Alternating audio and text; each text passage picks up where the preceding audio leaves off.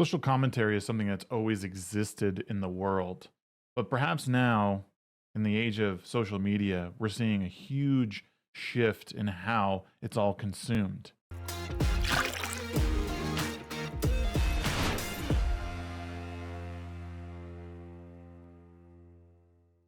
Today, I want to take a few minutes to talk about and unravel how that's changed. Social media websites like YouTube, Facebook, and Twitter, now X, have really democratized what it means to consume this information. And by that, I mean we are able to consume what we want to consume and not just what's put in front of us. I can take the time and filter through sources that I like or people that I like and choose to take and cherry pick what I want. But perhaps this isn't really the best method. Perhaps this has kept people within their own echo chamber. And I don't necessarily like using the word echo chamber because nowadays that word seems to be overused. But the fact is it's really comfortable to stay within yourself and not want to get out of that comfortable bubble. We all fear the unknown. And I think in a time where there's information abound, and not only information abound, but false information abound, it becomes a very unknown space of who is correct, who's right, who's wrong, and who's just making stuff up for clicks. That all said, all of these websites share one thing. There's people everywhere, and they want to have their voice heard. Not only do they want their voice heard, but they want their 15 minutes of fame.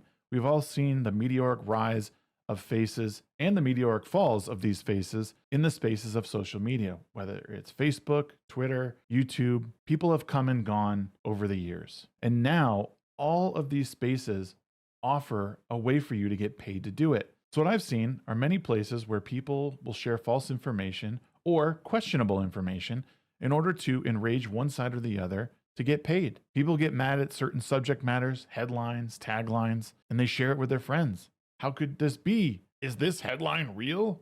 How could these people do this? The left is bad, the right is bad. All of which gets shared, clicks. And when you get through this information, when you start to read it, you realize that it's not what it's set out to be. It's not what has been advertised. The world isn't always about being right. It's just about who can say it as fast as they possibly can and who can enrage one side or the other as quickly as possible, all while staying as right as possible. But the issue I'm finding is that when people go back and really look at what's being said, you get mad really quick and the headline could be slightly false, but no one's going back to retract or fix the statement. Or if it is happening, no one really cares that the person was wrong. Social media is a great place to connect with people you don't know. And even I have been lucky enough to interact with some really amazing people over the years. And it should be like that.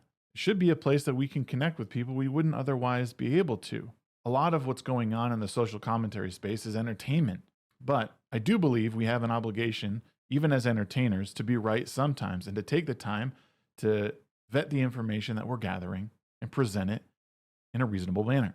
Social change is happening at a rate that we've never seen before. And a lot of the world has looked to the United States or the West in general. I recently spoke with Adam B. Coleman, whose interview you can check right up here, who said that everywhere he goes around the world, he finds that people are listening to American music. They're watching American movies or American TV shows.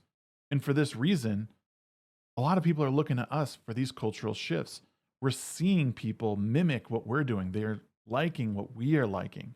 But what used to take years is now taking days or even hours to get around the world. So websites like YouTube, Facebook, TikTok, all of these are connections around the world. Social commentary is getting around the world faster than we've ever seen before.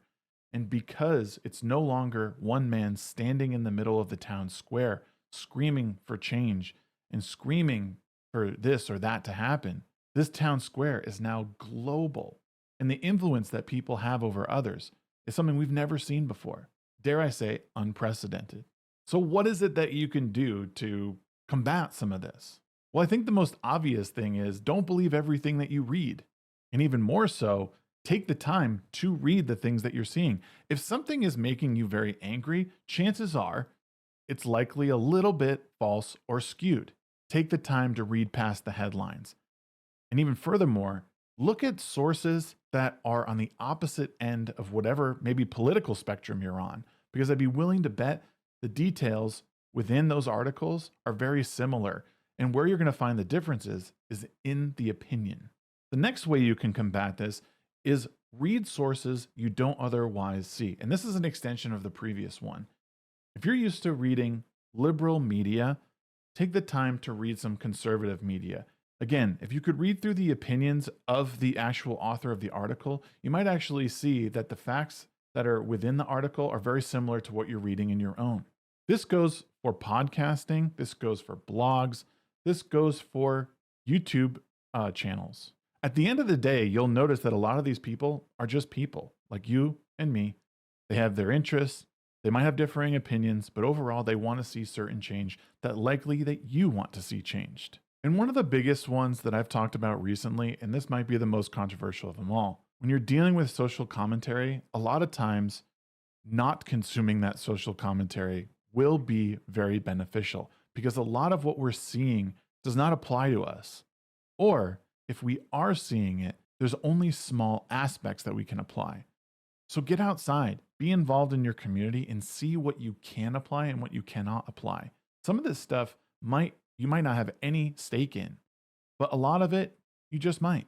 I think overall it's really important that we are involved in the conversation, but not always being involved in the conversation is really important. Not dwelling on this stuff all the time, because at the end of the day, there's only so much that you keep inside your head, and ruminating about issues that have nothing to do with you will only cause more stress than them will solve. I do believe it's important to take deep dives into social commentary, into culture. It's what's really keyed me in on a lot of big things over the years. But as much as involving myself, disengaging has also been very helpful. I hope you enjoyed this video. If you did, if you found it helpful, make sure you hit the like button, share it with your friends, and subscribe to the channel as we try and post a video or two a month regarding this subject matter.